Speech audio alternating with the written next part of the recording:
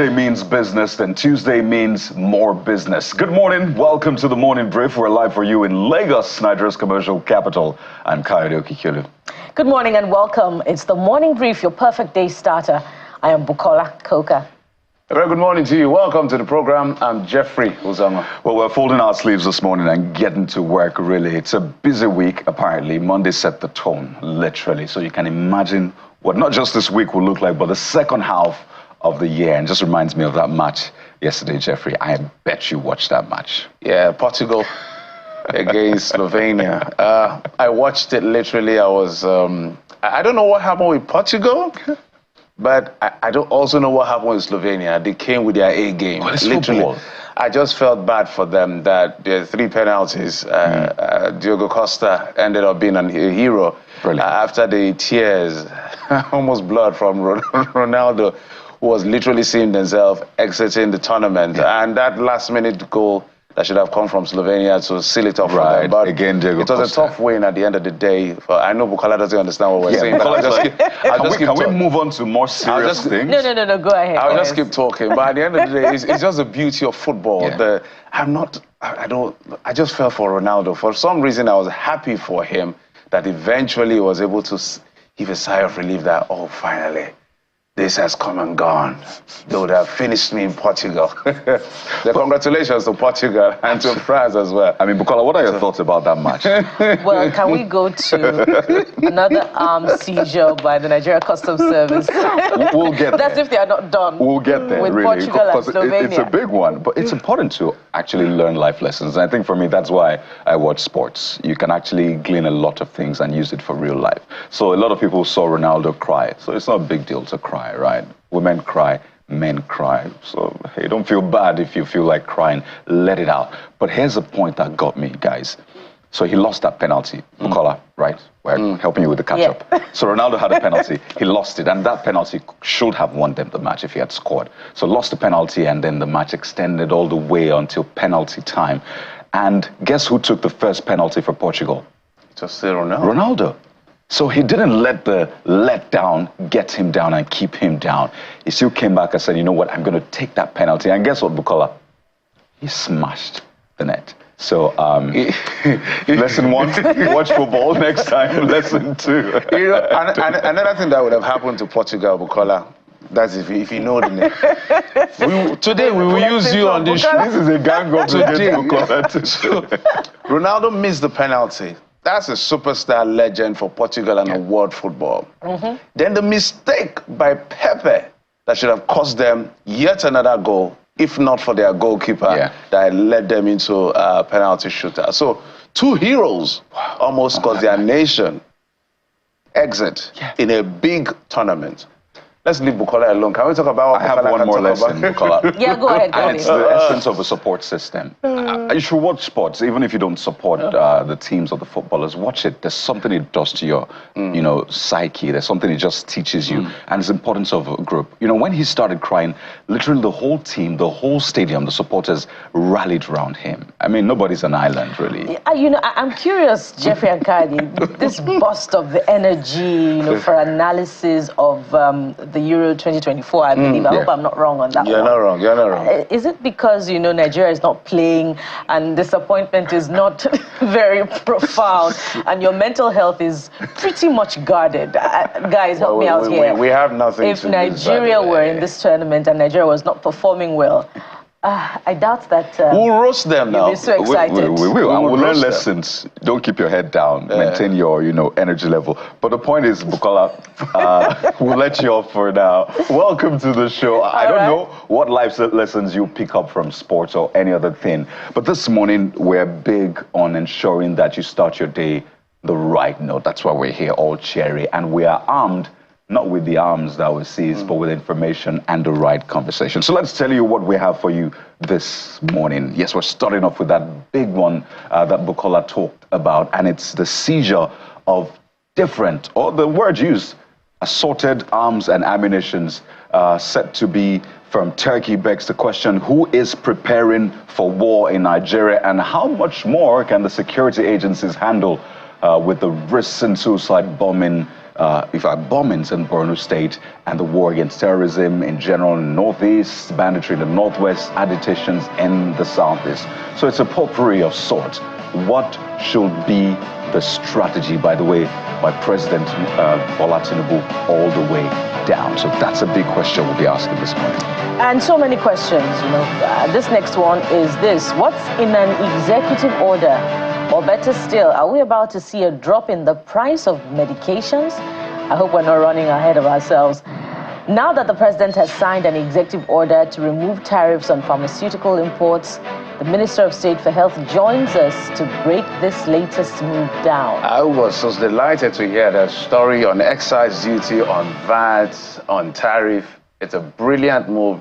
We hope the implementation will be top-notch. But that's not all. Our superstar guest on the show today is certified stubborn, but calm down. Well, that's going by his latest album titled Stubborn.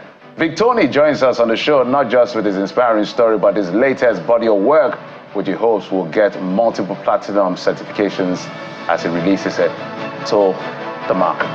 Absolutely. So what a show it is. Guess what? You are a part of the show already by watching, but you can take it a notch higher. You can send in your messages, your thoughts, videos. I mean, your thoughts about the match yesterday, how you learned from sports. If there's any other thing you learned from, let us learn from you. Hashtag CTV Morning Brief is how to do it. Or you could just head to WhatsApp right now. That is the number there for you, and send in your message. It's quite quick. So yeah, do it. Do it right now, and let us air your thoughts to the world. Are you ready, guys? We're good to Not go. for Portugal and Slovenia. That's what under the bridge. So now it's Portugal, France. Who is Portugal is playing next? France. Stay with us right here. We'll be back with the top stories on the Morning Brief.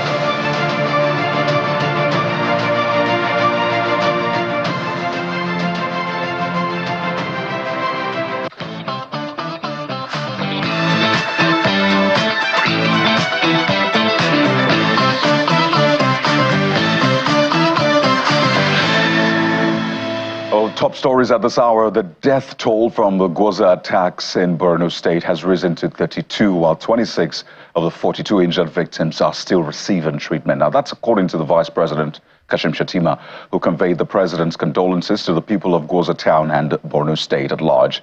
The Vice President, who was in company of the Deputy Governor of Borno State, Babagana, as well as Senator Ali Ndume, the Minister of Agriculture and Food Security, Senator Abubakar Kyari, security heads, amongst others, also made a personal donation to all the victims of the attacks.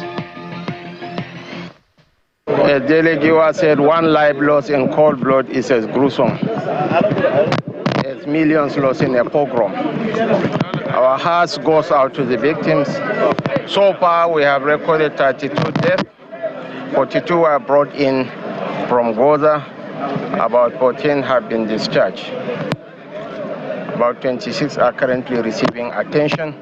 And I want to use this forum to most sincerely register our profound gratitude to the Borno State government, the National Emergency Management Agency, NEMA, and the State Emergency Management Agency and ICRC for rising up to the challenges of the times and giving their best in terms of support. The hearts of President Bola Ahmed Tinubu is with the victims, and he specifically instructed us to come and offer our condolences and commiserations to the victims of this incident.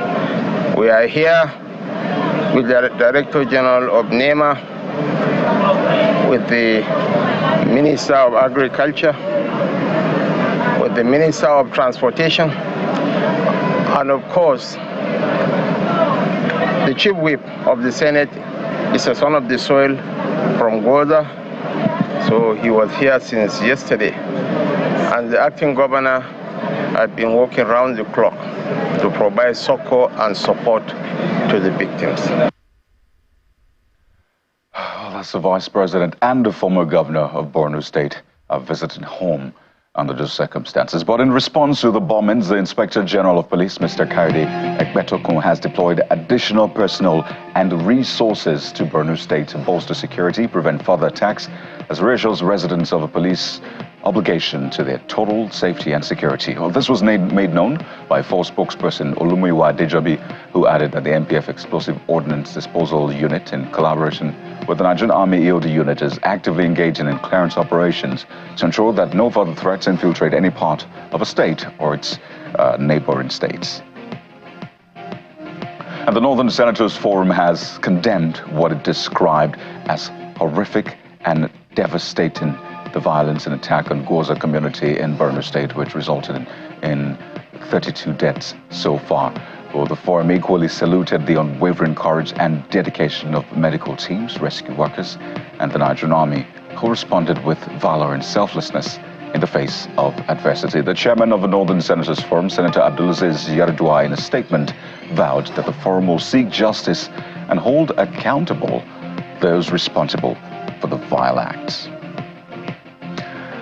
Well, it's a success for the nation's security forces. On the other hand, 70 Boko Haram and ISWAP terrorists have been killed by troops on the multinational joint task force in the ongoing Operation Lake Sanity. In a statement by the chief spokesperson of the MNJTF, Lieutenant Colonel Abubakar Abdullahi, the terrorists were chased by the Nigerian troops and they ran into Chad Republic, where they met their death. The MNJTF extends its appreciation to the Chadian armed forces for their invaluable cooperation and support in the fight against terrorism. Also acknowledges the vital contributions from other troops contributing countries, including Operation Emergence for Cameroon, Operation Hadinkai, Nigeria, Sector 4, Niger, which they say were instrumental to the success. Well, and to the big and shocking story coming out of River State, the Nigerian Customs Service has intercepted a shipment of what it calls assorted arms and ammunitions originating from Turkey and estimated to be worth billions of naira. Speaking to journalists at the Onne port in River State, the Comptroller General of Customs, Bashir Adini, revealed that the 40-feet container with registration number MAEU 165396 originated in Turkey, and that the service had it under surveillance all the way till it berthed at Onne. 8 other seized containers containing codeine, infused cough syrup, medication, and other contraband goods were also displayed, while their contents were handed over to the National Drug Law Enforcement Agency, NDLEA. The suspicious container was subjected to thorough physical examination. The result reveals the following alarming contents. Number 1, we had inside the container 844 units of assorted rifles, 10 units of Venom Caron gunmakers Georgiev Magnum silver pump action rifles, Sterling high-quality live ammunition in 34-gram category, 34 to 35 plastic shotgun shells, 70 mm. And over to the courts now, where Justice James Omotosho of the Federal High Court Abuja has dismissed the fundamental human rights suit filed by the detained leader of the indigenous people of Biafra, IPOB, Nnamdi Kanu, against the federal government. Mr. Kanu sued the Attorney General of the Federation and the Department of State Service for 1 billion naira in damages for alleged rights violations, claiming that the DSS and its DG violated his rights to fair hearing by allegedly preventing his lawyers from having unhindered interactions with him while he was being detained in preparation for his defense in his criminal charges. While delivering judgment, Justice Omotosho held that Mr. Kanu failed to provide credible evidence to sustain his claims. And amidst the recent leadership tussle rocking the local government areas in Rivers State, particularly the leadership of those areas, the Rivers State Independent Electoral Commission has now announced October the 5th for the conduct of the local government elections. The announcement was at a stakeholders meeting at the Commission's premises in Port Harcourt, the state capital. A total of 16 political parties were present at the event. However, conspicuously absent were executives of the PDP and the APC. Now, a former member of the House of Representatives, Mr. Mark Miller, is urging the House, that's the Committee on National Security, to make public its findings on investigation into the faulty presidential jet, which caused the president to fly a chartered plane during an international trip in May. Mr. Miller believes that the issue with the president's jet could have been caused by a lack of maintenance, especially since the lifespan of the aircraft is still within the allowable limit. Well, it was a Black Monday for the people of Kano and Kaduna states in northwest Nigeria as a road crash at the Dengwaro flyover along the popular Kano Zaria Road claimed the lives of 25 persons, leaving 53 others injured. The Federal Road Safety Corps Kano Sector Command confirmed the tragic event, which occurred at 3:30 a.m. A trailer with registration number KMC 311ZB reportedly lost control due to overspeeding. The trailer with 90 individuals on board crashed, resulting in significant casualties and injuries. 12 persons, however, survived the incident. Well, let's talk business now. Nigeria's money supply, that's M3, has surged to nearly 100 trillion naira, hitting a new peak of 99 trillion naira in May. The latest money and credit statistics data from the Central Bank of Nigeria reveals a month-on-month increase of 2% from 96 trillion naira the previous month and a year-on-year growth of 78% from 55 trillion naira in the same month of the previous year. Well, this is coming as the governor of the Central Bank of Nigeria, Solayemi Cardoso, said that rising transaction volumes by non-banks threaten financial stability in the West Africa region. Well, the U.S. Supreme Court has said Donald Trump, as former president of the U.S., and other former presidents are partially immune from criminal prosecution in a major legal victory for the Republican White House candidate. The 6-3 ruling did not outrightly dismiss an indictment that charges Mr. Trump with plotting to overturn the 2020 election, but it stripped away key elements of the case against him. The decision makes it less likely that the Republican candidate will stand trial in the case before he challenges Democratic President Joe Biden in November's White House election. And in sports news now, Diogo Costa's penalty heroics helped Portugal reach the quarterfinals of the Euro 2024 against Slovenia after a tough encounter just last night. You see Portugal forward Ronaldo breaking down in tears at first after missing a penalty in the first period of extra time in the goalless tie in Frankfurt. But he recovered to convert in the shootout as Portugal scrapped through to set up a blockbuster clash with France in the quarterfinals. France reached the quarterfinals of Euro 2024 after winning 1-0 in a tied contest with Belgium in Düsseldorf. Now they see the French players excited. That match, by the way, was before Portugal-Slovenia. They didn't even know who they were playing with, but now they're sure it's going to be Portugal and France. But that's not all we have for you. Let's now take a look at what you are saying on social media. And Jeffrey joins me to walk through those comments. Yeah, we're still smiling through that victory by France, especially Portugal. But another victory is for Trump. Right. And the Trump base and supporters, I'm sure they are super excited. Yes, of course, for the Republican Party, there's no doubt that Trump is the de facto nominee or candidate. But there is a bit of a rallying around Biden, given the outcome of that the debate. Yeah. His cognitive abilities and his ability to be able to carry through with all of the. But I say he's ready. And the party says they're not even swapping him. Yes. Then the very next day, he went on kicking, and he acknowledged the fact that, look, I know I'm not a young man. So let's see how that plays out. Some analysts are saying that on two sides, well, it's more like what decision did they have to make? It's a really difficult situation. One is old and they say he's aged.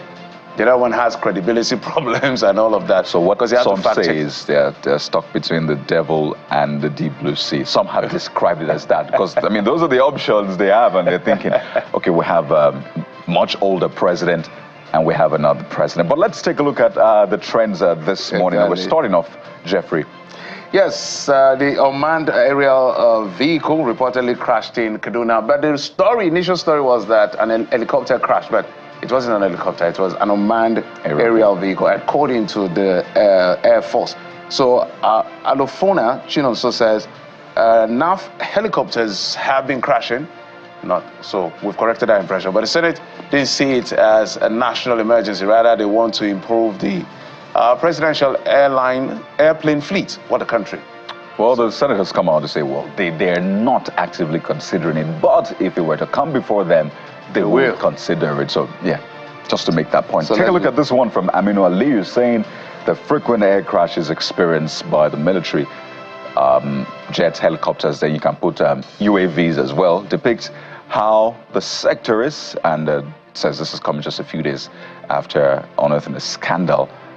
This user says, well, the military has even come out and said, well, it wasn't shut down. They don't suspect any foul play in this one. So I just put that out. Mansour Zakari says crashes happen due to human error or lack of proper maintenance.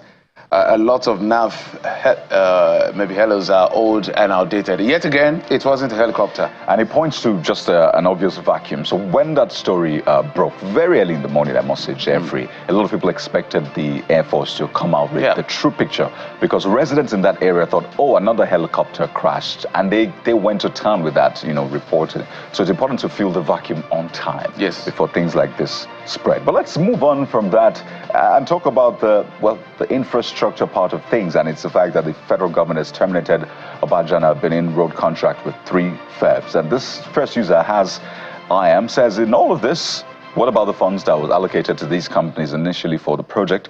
Will it be refunded as they were cancelled, or what?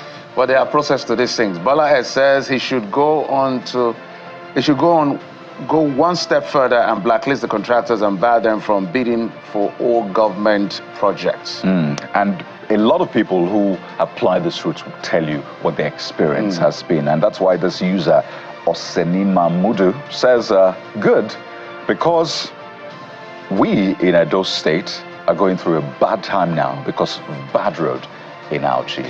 So that was the right move by the government, by the statement we're seeing from the people. But let's move on now to that interception of those cache of arms.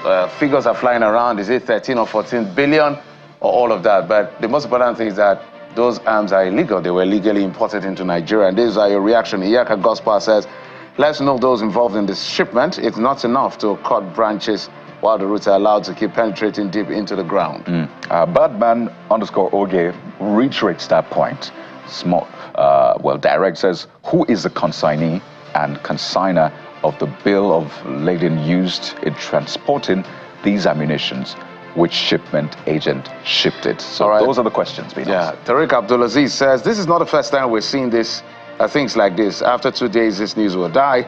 We should be asking questions. Let the NCS, Nigerian Customs Service, I guess, tell us, was this container supposed destination, the name of the importer, the cargo and company that cleared this container? And that question is really consistent with users. Oluwa_Mayowa again says, who are the people doing this? So it's a consistent question people are asking. What do they stand to gain from insecurity in the country? Well, it's important to note that behind every chaos you see is a business enterprise. Exactly. Okay? So when you look at those incidents, look closely, then you see someone is gaining from it. So it's violence to some people, it's business to some others, sadly.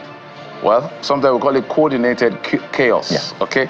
Olusha Bank says, who owns the 3 containers is something Nigerians are interested in knowing. The containers' origin and final destination from the Nigerian seaport. Everybody has to be questioned, including the customs themselves. Yeah. Particularly, this has not happened before, and we've seen the hands of some corrupt officials in that one. Dayboy asks, is making a request, says, please give it to the Nigerian military.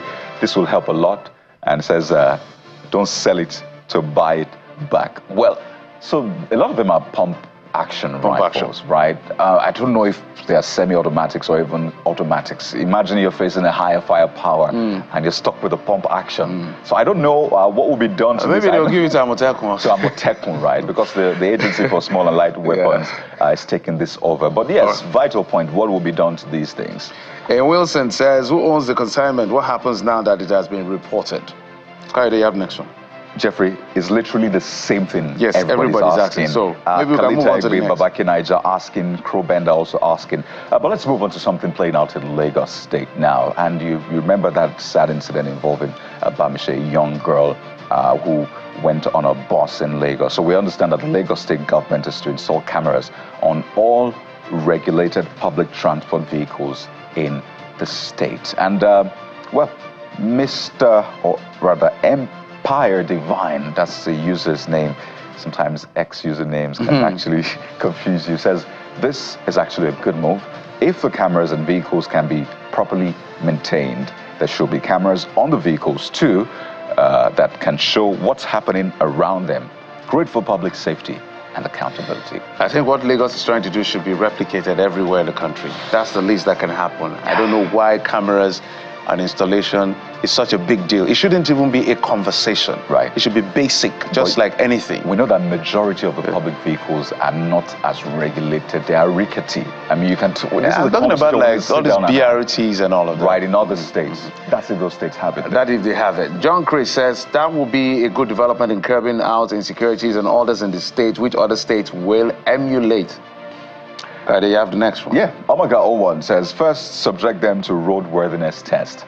You see right on the mark there. Which they will not pass. Again, according to VIS. These ones are not public regulated, or rather, they're not regulated by government, but they should be actually. So are you saying the danfos will also have cameras? Or this is just for BRT? For the records, danfos will not pass those tests. The VIS guy said it here. So he said, have you ever gone to those testing points where you want to review your life? Do you see them? Because I said, why don't we have? They said, because they will never pass. So it begs the question, why are they then on our roads?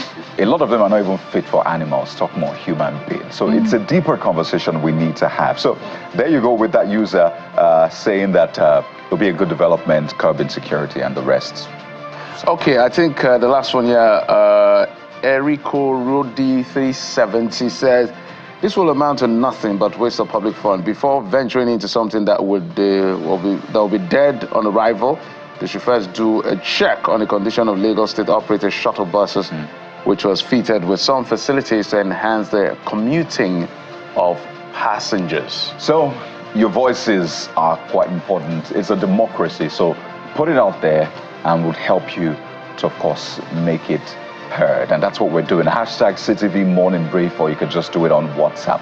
All through the show, we are here to receive your comments. So this is what we'll do. We'll take a brief moment, and when we return, we'll begin with that executive order by President Bola Tinubu removing excise duties, VAT, on importation of pharmaceutical inputs. What does this mean? What will this translate to? How will this help the pharmaceutical industries, and particularly you who has to purchase a medication in the pharmacy? That's in a moment. We have the Minister of State for Health right here with us, so stay with us.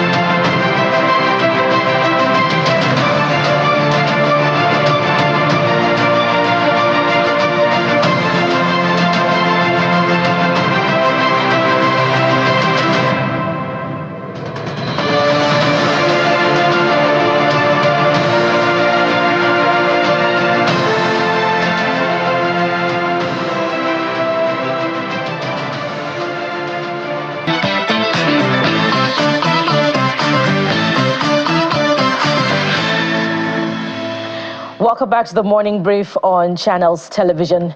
Indeed, Kade already sets the tone for this conversation that we're starting off with, just to also establish that right after this, we're going on to the next bit of the program, which would be that all-important conversation on security.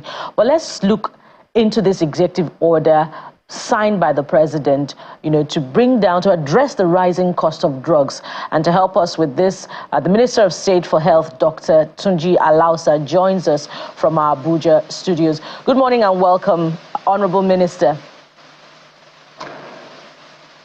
Good morning. I can hear you. Good morning and welcome to the program. Can you hear me now? I can hear you now. Good morning, Buki. How are you? Brilliant. I'm very well, thank you. And thank you for joining us. So we can already see enthusiasm about this executive order, particularly from stakeholders in that space, in the pharmaceutical sector. But help us understand it. Besides, the zero tariff implication on importation of pharmaceutical products, what's in this executive order and how will it be implemented?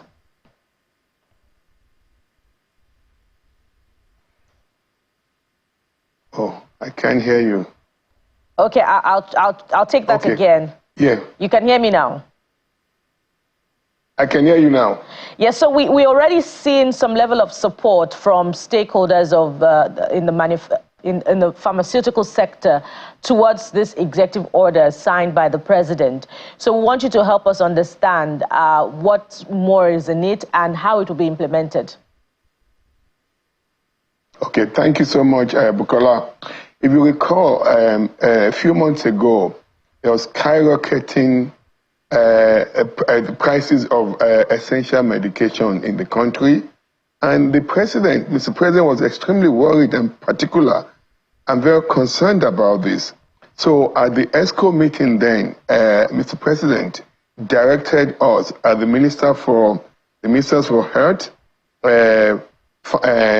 Industry and Trade, as well as Attorney General, to come up with an executive order on how we can quickly bring down the prices of essential medications for Nigeria so that Nigerians do not have to suffer this. And this is one of the firm belief. This is part of the firm belief of President Bola Ahmed Tinubu, in which every nation is a core to harnessing our greatest asset. And that greatest asset is our human capital.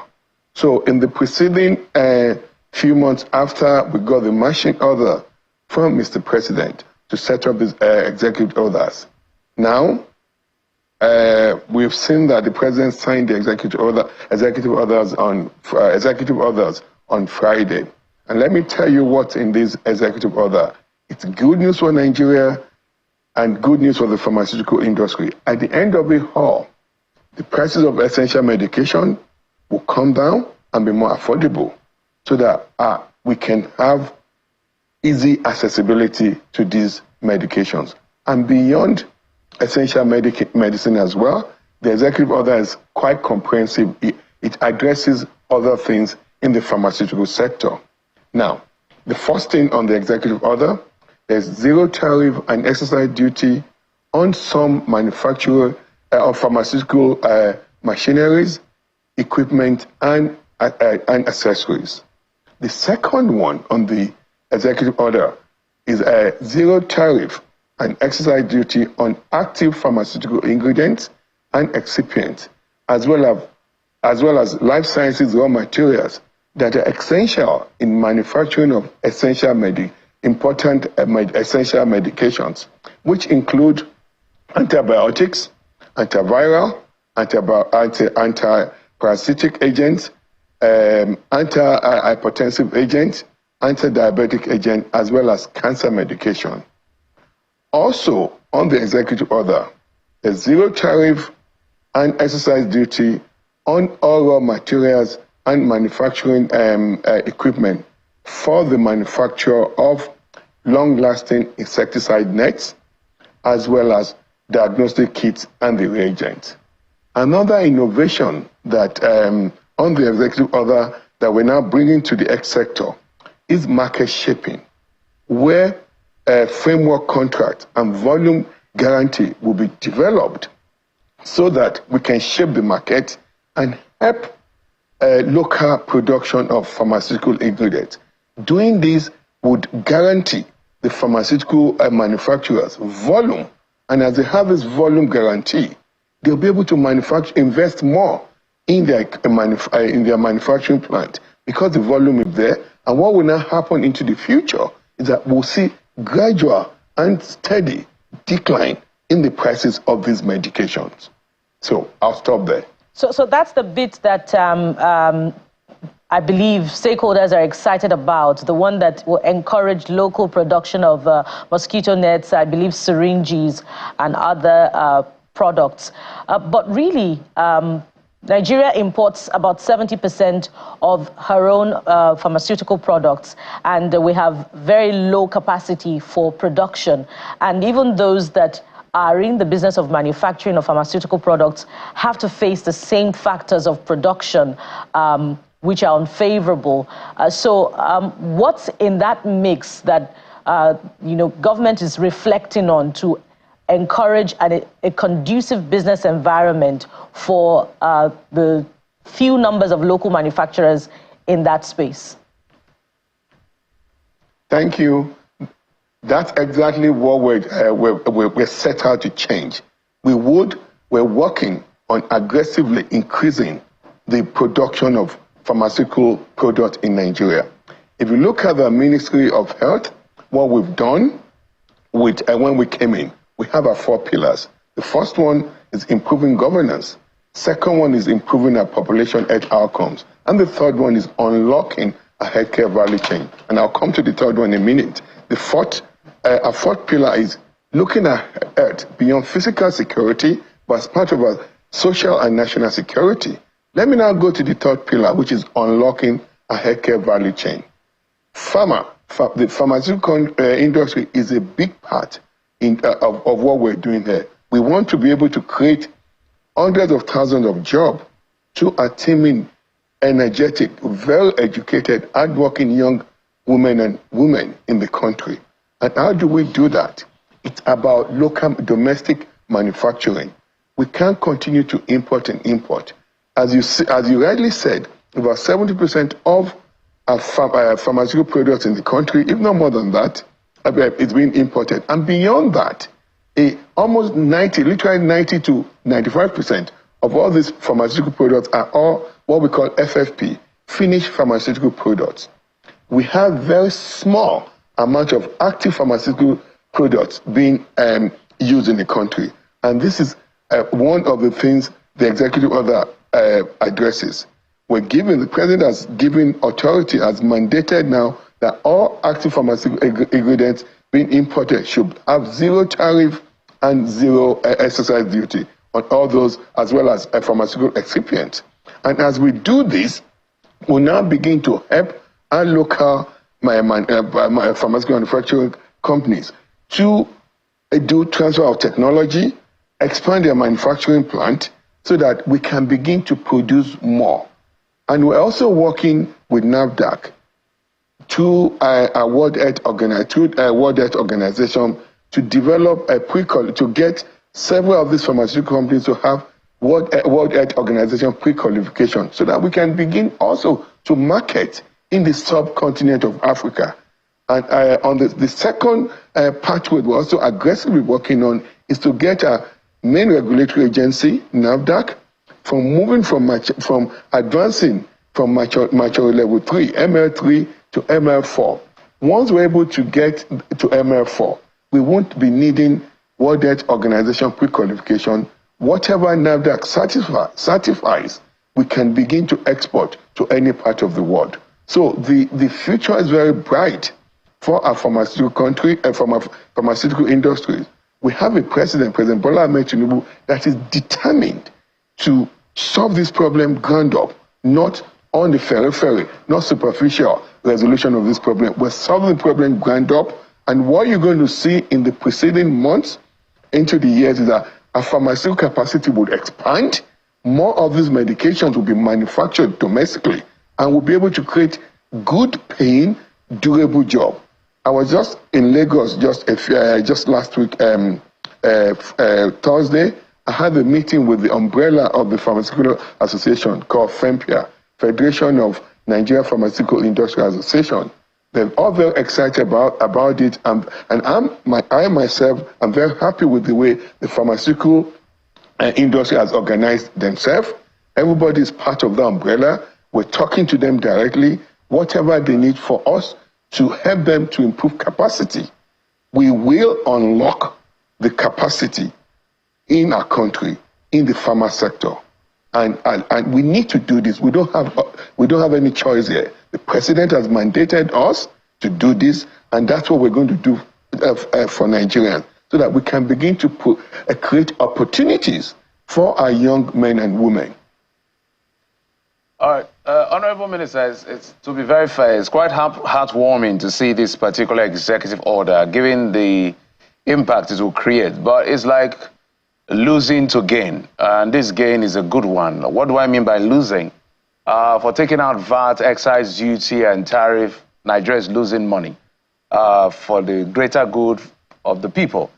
So my question is, how soon should we begin to expect the impact of this sacrifice by the Nigerian state? Very good. We're not losing to gain. You see, we have a president that is very clear on what he wants to do. I can tell you about his passion, his commitment to improving healthcare delivery in the country. And the president has equal passion in fixing the entire sector of the economy. If you look at when the president came in, the first few weeks of his assumption in office, what he did, he put a tax reform committee together led by Mr. Oyedele. Our income, our revenue has been significantly expanded.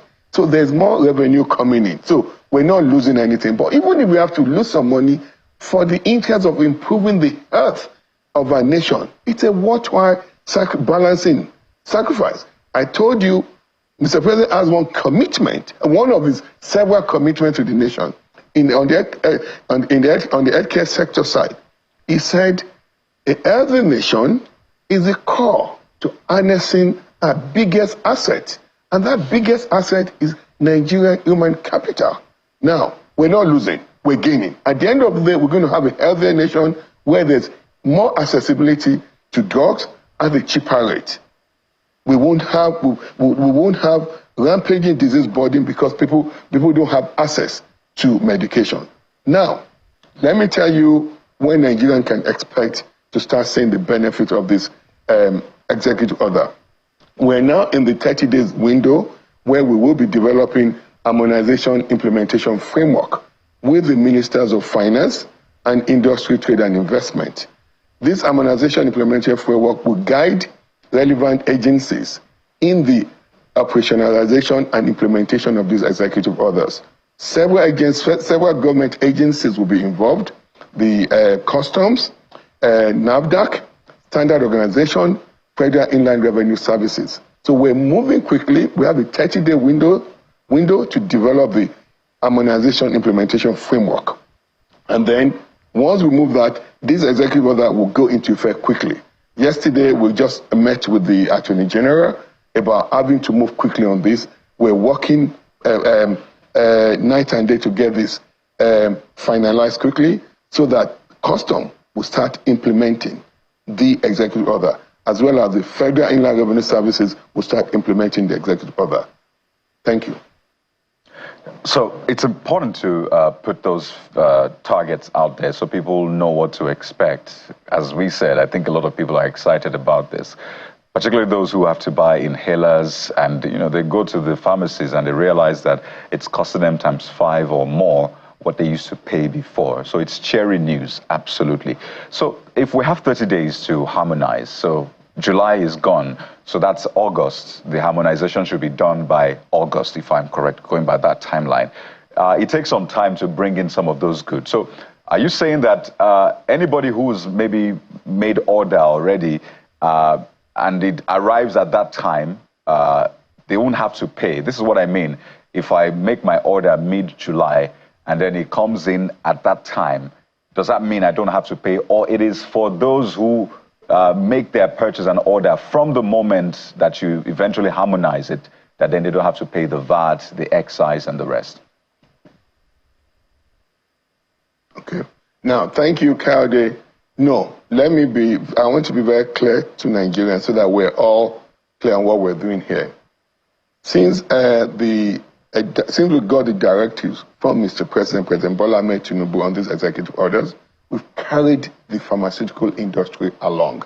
We've had multiple dialogues with them. So everybody expect, we didn't share the context, but we gave them what we submitted to Mr. President. Now, we were setting up a technical working group on this harmonization implementation framework, 30 days. As you see, the executive order takes effect immediately.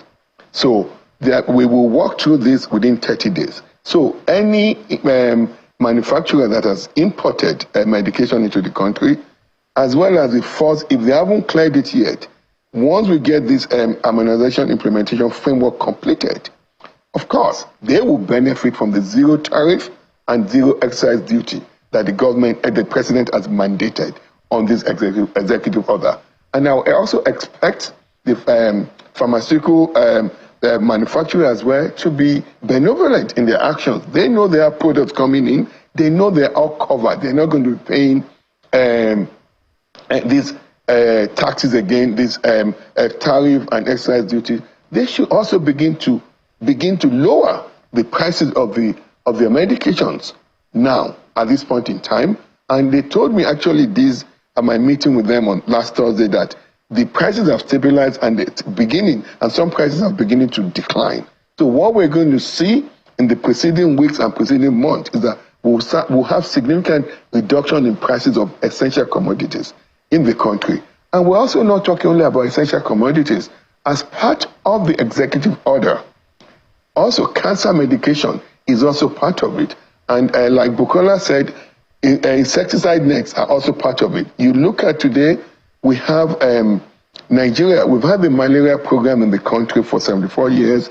Unfortunately, Nigeria still has one of the highest burden of diseases, burden of malaria. And today, we're literally importing every single mosquito net that we use in the country. And we use hundreds of millions of mosquito nets being imported. With this executive order, before Mr. President signed this executive order, we're already talking to manufacturers that will come and domesticate their manufacturing plant in Nigeria to start manufacturing of long-lasting insecticide nets. Now, we're not doing this in isolation. We've carried all the stakeholders along with us so that where we are today, we're already sprinting. So the future is very bright here. Thank you. So you can take this to the bank. The Minister of State says in the preceding weeks, those prices should crash. And I think this is a part where Nigerians would need to work together with the ministry. So if Nigerians go to pharmacies and they see that this inhaler hasn't dropped in spite of all of this, they can blow the whistle. It's important to put that out there because work is being done at the government level. So we should meet the government halfway regarding this. So let me just speak broader, really. So we saw GSK leaving last year, Sanofi as well, and that left a sour taste in the mouth. For some other people, they saw this as an opportunity. But again, when you look at the operating environment, the high interest rate for pharmaceuticals, the cost of power, and all of the other, issues surrounding their business, you realize that it's still tough for them. So while this excise duty has been dropped, the VAT and all of that, but the pharmaceuticals are still saying high interest rates. Is there anything being done about it and other adjoining costs so that all of these things can work together?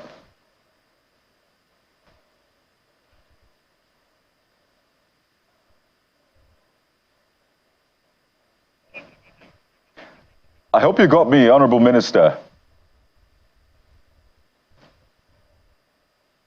Thank you, Carl. A very good question here. But let me decipher it in two different pieces here.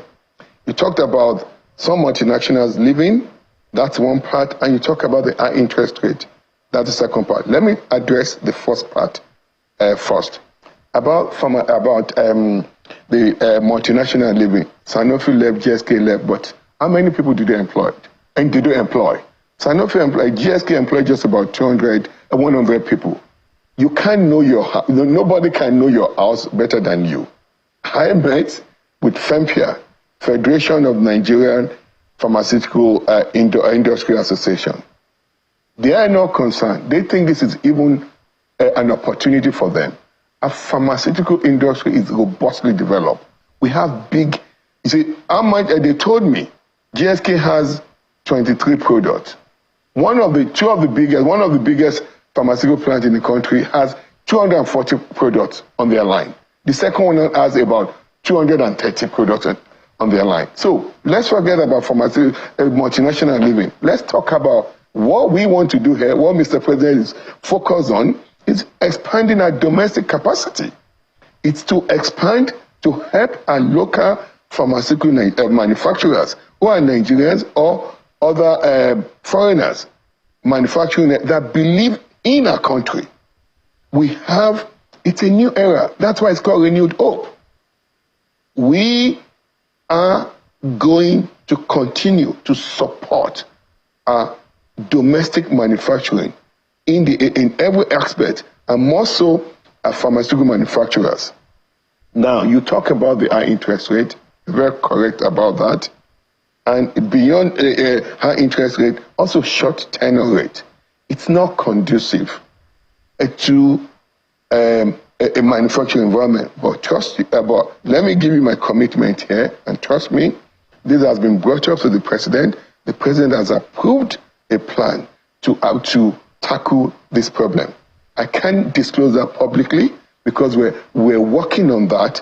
And once this gets finalized, it will revolutionize financing in the healthcare space in our country. Honorable Minister, just a follow-up to that. I know you had mentioned Sanofi, GSK, number of employees and all of that, but we saw what that exit did to prices of goods, which raised a lot of alarm. So whether they employed 10 people, 15 people, the ripple effect was quite significant, which is why all of this rallying is happening for executive order. I just needed to posit that on one hand. On the other hand, is the issue of trust for our own local products, because why people race to some of these products is confidence and fidelity for this particular product. So is the ministry also factoring in things like orientation for the people, as well as the capacity to be able to manufacture product that Nigerians trust that this is coming from Nigeria and we can ingest this and it will do the work we expect it to do, rather than, relying on foreign drugs and medication? Yes, thank you. The Sanofi living, we knew what happened then, and GSK living, there was a significant spike in the prices of some essential medications. Now, it happened so quickly, they exited so quickly, and it's a different part of that. There are a lot of things we're addressing as a country, mostly in the Ministry of Health. We are going to also be reviewing our pharmaceutical laws, so that what happened, what Sanofi and GSK did, will never happen to us again as a country. If you go to other countries, like even Nigeria there, when you come into as a multinational company to import into the country, after 5 years, you must domesticate the manufacturing of those products in our country. But then, we didn't have that law. Sanofi, GSK, they were here for 20-something years, 30-something years. And when it was easy for them to leave, they just left and left us dry. But then, I have to commend our local pharmaceutical manufacturers. It was a few weeks to a few months, they picked up the slack. Now, that void is gone. But that taught us a lesson. It also helped us to improve capacity. So that's good. On your other question about confidence, we have NAFDAC. NAFDAC is the biggest regulatory agency in Africa. We're at maturity level 3 now. Maturity level 4 is the highest, compatible with FDA of United States, Federal Drug Enforcement, FDA, Federal Drug Agency. So NAFDAC they're really working so hard to make sure all these medicines that are produced in our country are all NAFDAC certified. And the pharmaceutical companies are collaborating with NAFDAC. So What I'm going to tell the public is that, please, when you buy medication, make sure it's NAFDAC certified. And once it's NAFDAC certified, you would be sure, you can be best assured that the quality of those medications, they're good. NAFDAC.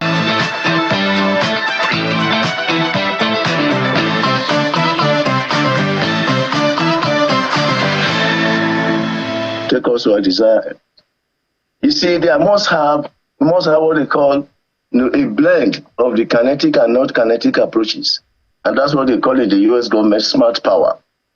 Now that the military has been able to achieve the very, very outstanding results in this counter-insurgency and counter-terrorism, there must be this element of, the governor, there must be proper governance in all these areas that have been liberated. If you leave them open the way they are, there's a need, for regrouping by the insurgents and the terrorists. Another thing you must also have to look at is, for instance,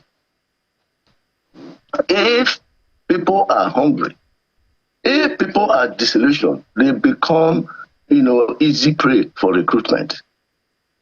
Especially now that you have this electronic recruitment of terrorists and, suicide bombers. So you have to blend the military approach to new non-military approach, which encompasses military, economic, social, and other factors you must consider. Intelligence now must be driven by technology. Any intelligence that you want to gather without appropriate technology will not give you the result you get in modern challenges.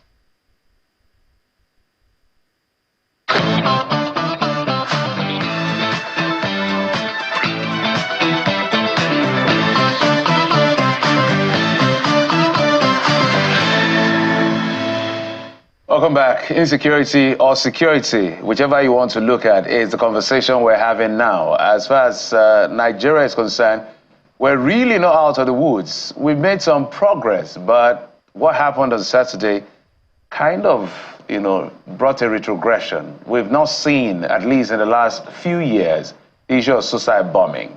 And that happened in Gwoza, just above or below Bama, which borders Cameroon in Borno State, and that has become a concern. The vice president had to visit, and the death toll, we understand, is about 32 after 4 women detonated those IEDs, and we understand about 30 of them were released into the community. Besides that, there was another incident that has to do with security, the interception of ammunition in River State in Onne. So all of this is part of the conversation. Let's not even talk about the killings of personnel in the southeast across borders. So wherever you turn, there's something to talk about as far as insecurity is concerned. We've been joined in the program by a retired Army officer, former Director, Army Public Relations, and former spokesperson of the Nigerian Army, Brigadier General Sani Usman. General, thank you so much for coming on the program. Good morning, and thank you. So my first question, I may not want to start from what's happening in Gwoza. We'll get to that because there are drivers to these things. Maybe your initial comment on the catch of arms that has been seized or intercepted by the Nigerian Customs Service. We understand over 800 of them, as well as in terms of value, over 13 billion naira. What's your first impression? What do you see beyond what the layman sees when you see such interceptions? First and foremost, I think it's a commendable effort on the part of the custom because they have been tracking this cargo for over a month now. And so we need to commend them for such conscientious effort and saving Nigeria, even though we do not know precisely the destination of these illicit drugs, as well as arms and ammunition and second-hand clothing that were intercepted or by the custom in Port Harcourt. Now, it is not also surprising given the security challenges we have in this country and the fact that over time there is proliferations of small and light weapons within the society owing to the security challenges that we've been experiencing. So it is not surprising, but I think the most important thing is that it has been intercepted, and we must give kudos to the Nigerian Customs Service for being so proactive and, of course, being so collaborative. But because beyond the seizure, they have gone further to collaborate with other agencies, both locally and internationally, and that is how it's supposed to be. But what is most important is to make sure that whoever is involved will be made to face the full wrath of the law, because we have had instances of such seizures beyond the media hype. You hardly hear anything of it. So there is need for a follow-through in terms of thorough investigation and prosecution of whoever that is involved. And also to see what can be done about these seized weapons. Either they should be destroyed or they should be taken into the inventory of our security forces. All right, General, let's now go to the incident that happened in Gwoza. Our hearts and our thoughts are with the families of those that have been affected. When we see things like this, we believe that the terrorists or perpetrators have a message for the Nigerian state. So in decoding the messaging or these messages is important for us so that we can know how to really curb this and stop it as soon as possible. There are fears that this is just the tip of the iceberg. People say, God forbid, but we've seen things like this before. In trying to decode what this means, what messaging do you think they are passing across to the Nigerian state? Well, if you know the modus operandi of the terrorists, usually they want to send fear to show that they are still in existence, and of course they have the capability to do things. But I think you have to look at the context under which this kind of situations happen. But first and foremost, I would like to, condole the good people of Gwoza, particularly the families that were affected by this dastardly act by the terrorist group. What's happened is that you have to also look at the strategic importance of Gwoza, as it were. You remember in those days, the Boko Haram made it their caliphate headquarters, and of course, you remember they committed so many atrocities, including killing the emir, killing so many Islamic clerics. So they might not necessarily give up. But you have to look at the concerted efforts, especially by the security forces, the multinational joint task force in dealing with Boko Haram terrorists in the Lake Chad region, the Tumbus, and of course the effort by the Air Force and other security forces in clearing the remnants of the Boko Haram terrorists on the Mandara Mountains, which borders Gwoza. In particular, Alingule, who is the factional leader of the Boko Haram terrorists, has lost about 200 fighters, that surrendered. So there is every likelihood it's a kind of reprisal to show that he's still in the game. And you know that for the past few years or thereabout, Gwoza has been relatively peaceful. So unsuspectingly, typical of them, because terrorists, they hardly give up. They are always determined and resilient. So they took undue advantage of so-called kind of relaxed atmosphere among the society, and especially using women and even underage people, that people are less suspicious of them. Take, for instance, one of the suicide bombers was even absent of direction. So automatically she was out of place. People's consciousness should be, pricked to understand that something untoward is happening within the society. But I think by and large, lessons have been learned. People should be more security conscious, more cautious, to understand that we don't relax. The fact that they have been severely degraded and we have come this far does not mean that we should take things for granted. So people should not look at it as a tip of iceberg.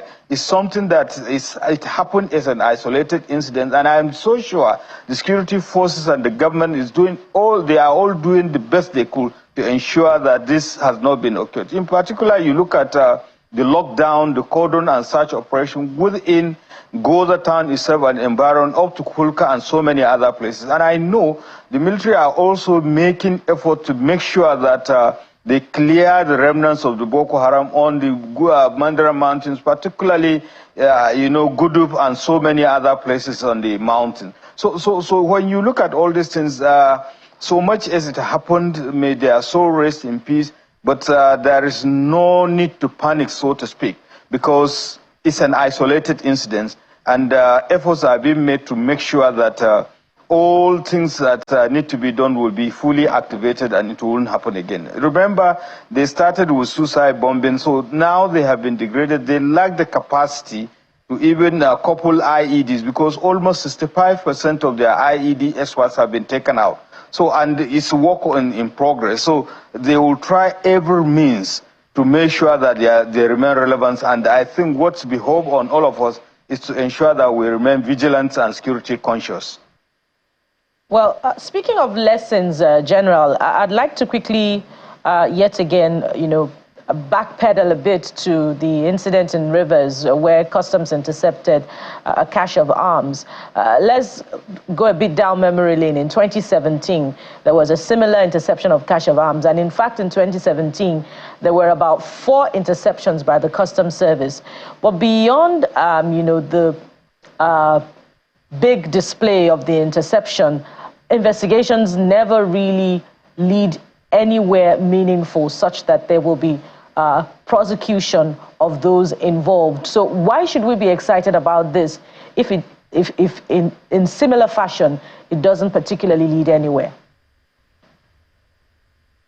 Well, we should be excited because the 2017 and 2024 is not exactly the same thing, in the sense that I know who is in charge of customs. The Controller General is somebody with proven integrity that he would rather, leave the work than allow Nigeria's security to be compromised. So, and they have taken measures to ensure collaborative effort with other, stakeholders, the judiciary and other security agencies, to ensure that the right thing is being done.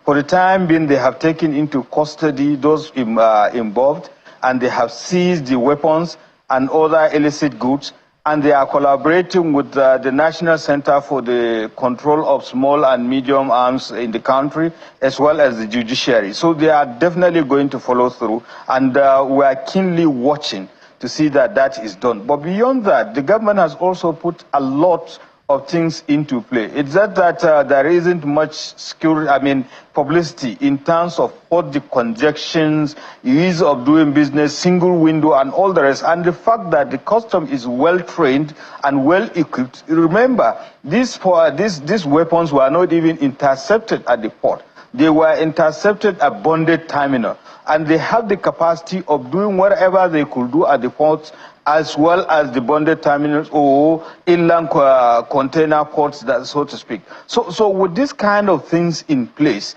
I'm so sure, and the fact that the civil society and, of course, the media are keenly watching, they will not allow things to go the way of 2017. And most importantly, one of the greatest challenges in Nigerian society is the security challenge and the economic challenge. So we cannot, escalate the problems that we're having by allowing things to go the normal way as they used to do before. Right. So some will say these issues, they look scattered, but it just speaks to how much the security agencies have to combat in collaboration, with other agencies. Is all hands on deck approach. So we'll just go back to Gwoza, the incident playing out. And, well, the Director of Defense Media Operations, Major General Edward Buba, released a statement this morning, giving an account of what exactly played out, how the first bomb went off at 3 p.m., that's 1500 hours. The second one went off at 5 p.m., 1700 hours. There was a curfew imposed, and just while they were trying to enforce the curfew, another bomb exploded, another suicide bomber attacked. And even we understand that this killed a soldier and 2 members of hybrid forces before the 4th one. And in fact, we understand that the soldiers actually thwarted some others. So this is an account given, but the military speaks to the fact that this looks like desperation, and I think you have also reiterated that consistently. But if we go back to when Boko Haram started, it looks like desperation before it became a big thing. So there are 2 sides to this. Some say discountenance it. This is just desperation. Don't let them cause panic amongst the people. Some others say, well, we've been here before. We discountenanced it in court, and we know what we're dealing with now. So we understand that there are others out there. How do you expect us to carry on now from this point, especially because there's also the propaganda part of it? Well, just like I earlier said, I know for sure on the part of the security forces, beyond the brigade commander station in Gwoza, even the theater commander operation Hadinkai has moved to Gwoza, and he's personally directing the operations. And having been an experienced senior officer who had been in the theater for long and knows the nook and crannies and everything, there will not be any stone left untouched without dealing with this issue. And so far, I believe some arrests have been made in terms of the collaborators. And when you look at all this suicide bombing issue, you have about 10 people before you couple or you detonate that kind of thing. And those people that either provide information, the guide, and all the rest of them. And remember, even a motorcyclist was used to, the tricyclist was used to transport one of the suicide bombers. So some people have seen them. And now they are, with benefit of hindsight, cooperating and giving information, and they are putting the pieces together to ensure that this will not be allowed to occur again. And remember, this is a farming season. They took and do advantage of the farming season. People go to farm, and a lot of people, have gone back to their ancestral home. So I know that it is a very difficult thing, but it's doable, and in the sense that they will just get to the bottom of it, because it's something that they are well experienced in dealing with it before. And I can rest assure you, it will be done. So it appears that the issue of terrorism is like maybe malaria and maybe other sicknesses or illnesses that we may have to live with for a while. Given this show up they have done. But do you also think that there is also a political angle to this? Unless you explain what you mean by political angle, there are speculations, General, that, there could be political angle to it. It's just a straight question. Well, if you say political angle, who is behind it? I can understand if you talk about conspiracy theory, for instance, that actually the Western world do not like Nigeria to, live in peace, and some of these security challenges were instigated and fueled by the Western world. So unless you are specific, I may not understand the context of political angles. All right, I'll let it slide. But let's go to the southeast. We've also seen security agencies security officials and personnel being killed in that region, an issue that is beginning to give the Nigerian state a bit of a stronger concern, maybe than before.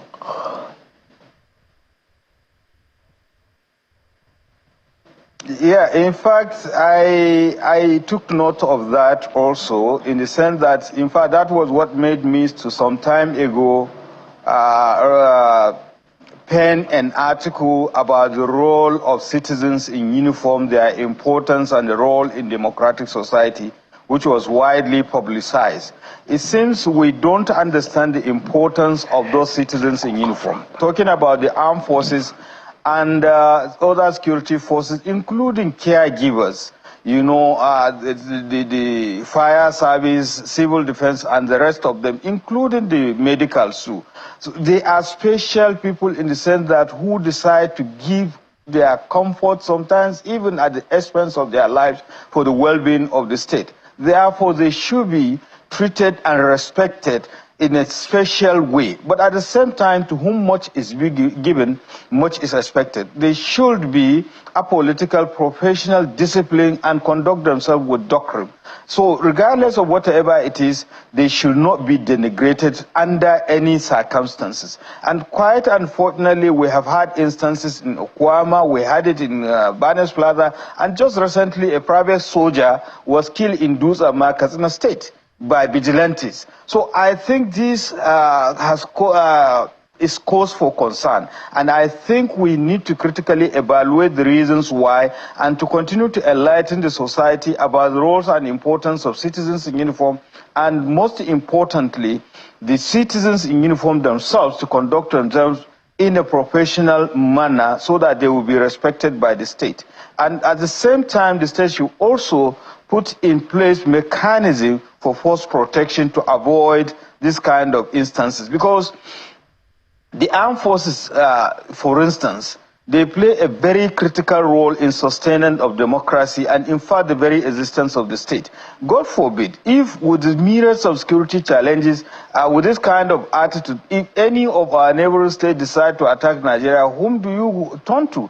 It is the armed forces. Therefore, you need to treat them in a special way so that they can perform their duty with due professionalism and what is expected of them. In other, just like in other climes, I could remember, just as a lieutenant colonel, both in Saudi Arabia and United States of America, when they knew that I was a serving military officer in the Nigerian army, honestly, the kind of respect I was given, I was overwhelmed. It was a different country. I was not a Saudi citizen. I was not an American citizen that time when I was doing my master's program. And that is what we are expected to see in Nigeria. And thank God, some of the multinational or rather corporate organizations, they are going out of their way to have the kind of discount and all the rest, and we expect more of it. But most importantly, the Nigerian society should respect and appreciate the citizens in uniform. Quite insightful for all of us. At the end of the day, it's about ensuring that our country is safe. It takes a lot to train our military, whether it's the Air Force or the Army or the Navy, or even our police. The Nigerian investment on them is quite high. So losing them to some of these incidents is very unfortunate. And we must thank you so much, General, for coming on the program and providing your insights. Brigadier General Sani Usman is a former Army officer, former Director, Army Public Relations, former spokesperson of the Nigerian Army, and Consultant Director, Corporate Affairs and Information, Nigerian Army Resource Center in Abuja. General, thank you so much for coming. Thank you so much. We'll take a quick break now. When we come back, we'll switch gears to other things on the program. Join us again.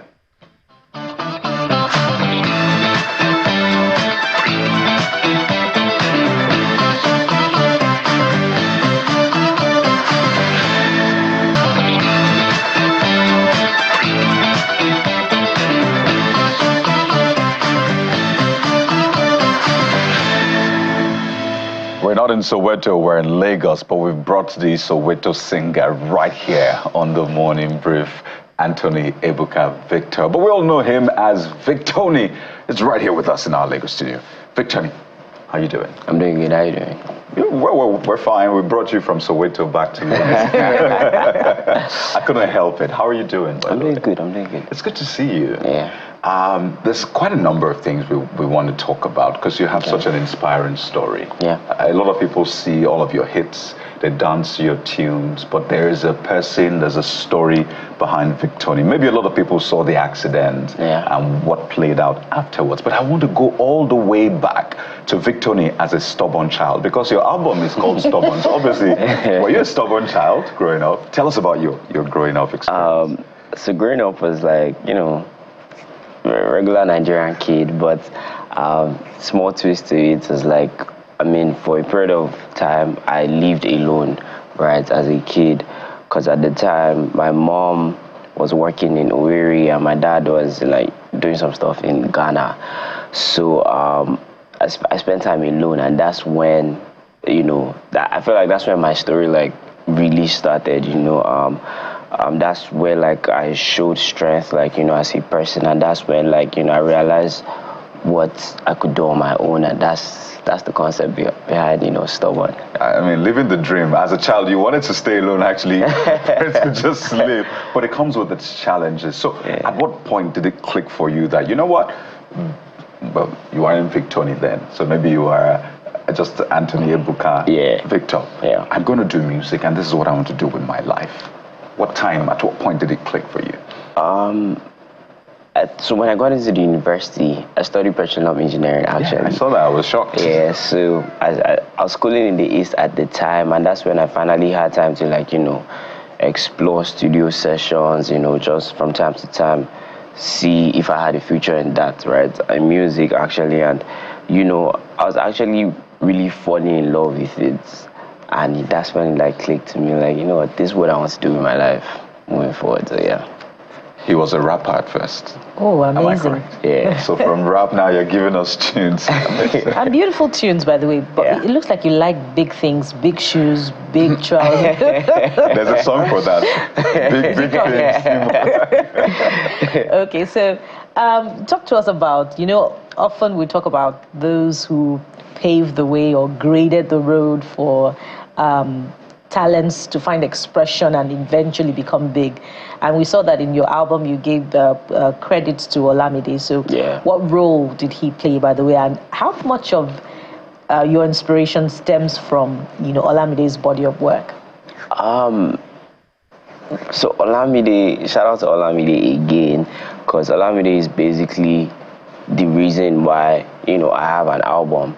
Right, he kind of like encouraged me to go for it, because at the time I wanted to put out a smaller body of work, like an EP, because I didn't think I was album ready, right? That's not what I had in mind. But just having to meet Olamide and you know, giving me that encouragement, you know, somebody at that level, like making out time for people in my generation to make sure that we're making the right moves and doing what's necessary for our careers. You know, I had to like shout him out and let people know that, you know, he was a part of like everything that had to do with the album. So yeah. I can imagine. Olamide releases song like every other day. It's slowed down now. It's getting older. Yeah. I can't imagine his body of work. But let's get back to some of your tunes, which I was talking about, Soweto. Yeah. And walk us through, because I enjoyed when you talk about your process. You seem to curate it somewhere in your mind and maybe convey it in some of your sounds and all of that. So walk us through first. Why Soweto? Why the title Soweto? So to be honest, I was like a freestyle, right? That was No. Yeah. It was a freestyle. Yeah. You know, people actually spend years writing music and it doesn't go past 1,000. So you freestyled on something. Yeah. It was a freestyle. Then I co-wrote it with the producer as well. That was actually one of my first attempts at, you know, Afrobeats, because like you rightly said, I started off rapping, right? So just rapping for a long time and now starting to do the whole Afrobeats thing. Obviously, I had help from the producer Tempo, like I mentioned. You know, just doing like freestyles, trying to like figure out melodies, and he just helped me, you know, put in words like, you know, in some places. And yeah, but I mean, it became literally everybody's ringtone. Yeah. In fact, I wish we could play at some point in the program. But let's go back. We said it in passing, but for the audience that don't know what happened to you with the accident, maybe you can relate to us exactly. So the accident happened in 2021. That was like a tragic period in my life, right? And I think that was the moment I knew that, okay, this is what's meant for me, because music at the time helped me go through the accident, like emotionally, mentally, you know, every level, right? Then I kept doing my thing up until now, and at this point in my life, I reflect. When I look back and I reflect, and I realize like how the accident influenced, you know, the way I live life now, and like where I am mentally, you know, it just rings the whole stubborn tune again in my head, because at the same time, it's not easy to show resilience on that level, right? You know, having to almost die for this cause, but still chasing it, right? It's crazy, so yeah. And you know, that accident left a scar, and on different levels. Yeah. The body scar. In fact, you have it tattooed on your hand, April the 26th, 2021. That's when the accident happened. You lost one of your friends, Doyin. Yeah. And this album, the latest body of work you have, Stubborn, also talks about that story, what that did to you, particularly people also thinking afterwards that maybe this is an act. This man is trying to pull a Yinka Efele kind of thing on us. And you had to fight through that. Because for you, you were obviously going through therapy, trying to learn how to walk, and eventually you stood up at a concert. I mean, that literally blew everyone's mind. So speak to us about that challenge, or the back and forth. People say, is this an act? Is this guy trying to trend with this? Is it trying to, get us emotionally? And how you were able to really go through that and come out. It was after that you came out with Soweto. To be honest, it was annoying, Sha, because, when you look at comments like that on the internet and you just see people say stuff like that, you imagine, or it's hard to believe how insensitive, people can be, right? But also it's very important to, ignore stuff like that, just ignore the noise and just focus on what's important, right? And obviously that was possible for me because my friends and family showed me love, the fans showed me love. The encouragement was enough for me to keep going, and it was enough for me to just ignore everything else and just keep doing my thing. And everything good has been finding me. So Skippy almost came out of my mouth. So for whatever reason, just a follow-up to that.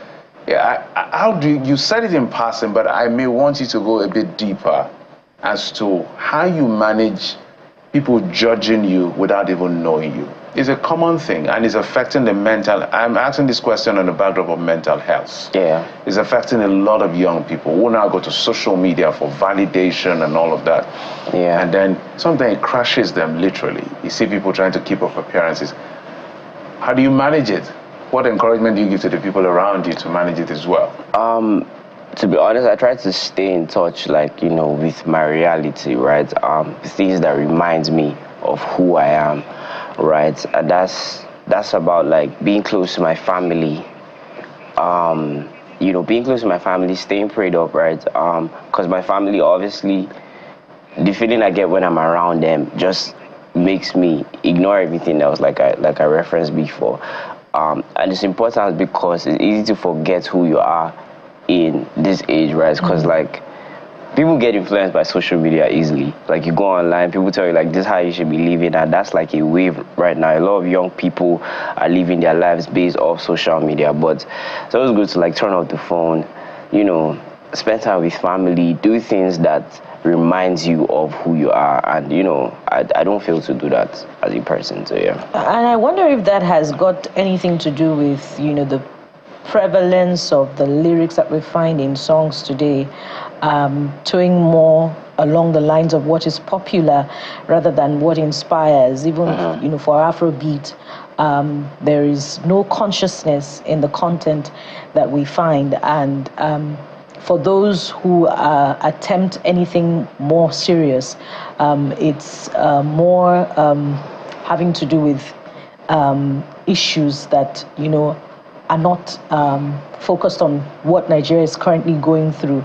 So I wonder if you're reflecting on that as well, as a departure from what your own kind of music focuses on. To be honest, my music is solely my life, because that is my medium of expression, right? So if I feel sad, that's what I want to tell my fans on the song, right? If I'm excited, that's what I want to tell my fans on each song. When I'm speaking about my life, on my songs, I'm just hoping that people learn from my story. So because my music is my major form of expression, that's basically the medium of expression that I'm most fluent in, right? I just speak on my life and everything that I'm experiencing, and I feel it's easy to just watch me grow as a person by listening to my song, and that's me as an artist, So But does it worry you that there is less serious content in other major brands of songs that are selling Nigeria? I think it's changing though. I think it's changing, but it's happening gradually, and soon we'll have more conscious artists, right? Because the listeners are getting tired, right? People want to find out right? We're in that age where people want to find out, and if what you're saying is like, you know, shallow and meaningless, I don't think artists like that will be having like much audience like in time to come. So yeah, I think for you it should come from a deeper place because of your experience, you know, the accident you had, and you see this as another chance given to you to really do great stuff. If you just put up that image of the accident, you put that up, by the way, on April the 26th, and I mean, seeing that just speaks to what you went through, that whole process, how harrowing it is. But let's speak to the brighter side now. So your new body of work, Stubborn, again, I can relate with that title. It's so weird. Yeah, I can relate with it because I'm like, this is the average person, really, because you're like, I want to be a stubborn person. There are lots of things that come at you and want to change you, want to just mess you up literally on social media and off, and you want to still maintain your calm. But one of your songs, you said that I am nobody's idol. Like, I don't want to be your idol because I am stubborn. You said something like that, and you were literally saying, don't look up to me. But Victony, you can't help it. People are looking up to you. Yes, you're 23. Am I correct? But people look up to you. Even people older than you look up to you because they've seen you succeed. So this is what we'll do for them this morning, particularly for the artists who want to know the formula to making a hit song. So see the way I took it now. What is the formula for making a hit song, Victony? I think, to be honest, there's no formula. But I'll tell you this for free, like, because times are changing, like I mentioned earlier, right? And people are leaning more towards authenticity, right? When you're yourself, when you come out as a person and tell people, look, this is who I am and this is the type of music that I make, the people who connect to it like strongly will make noise about it, and that's how it becomes a hit, right? There's no, I don't think anybody could tell you what the formula to hit. There's no YDX 1+1. Add a little bit of flute, a little bit of string. Because Bukola sings a lot. She sings so well. The show is about Victony today, not about Bukola. We pull her legs. She sings amazing. Now we're thinking we want to push Bukola's music out there, right? So what is the formula? But basically, just be you. That's what you're trying to say. In the question of being you, it raises more questions. Because there are versions of people that some other people see as annoying. Now, this may be off music. Because as a musician, you reflect the society just like an actor. You're a mirror. So how can people, in your counsel, through your music, how can people be themselves and still not be offensive to society in being themselves? What do I mean by that? Some people are nasty, literally. And you can't tell them they are nasty because they say, that's my authentic self, accept me as I am. And everybody knows they are nasty. Is it the people that are viewing you that are nasty in their biases, or you are really? So how do you walk people through that? I know you're not a psychologist, but let me allow the fact that you make music and you're expected to put some therapy through your music. To be honest, I feel like there are general, code of conduct that everybody live by in society, regardless of what you do, whether you're a doctor, whether you're a lawyer, whether you're an artist, right? So I think it's just important to pay attention to that, to realize that, look, you have a platform, you're on screens now, people are watching what you're doing, right? So I think it's very important to be conscious of that, even, while trying to express yourself, while like being yourself. So that's basically it, just keeping in between. So, yeah.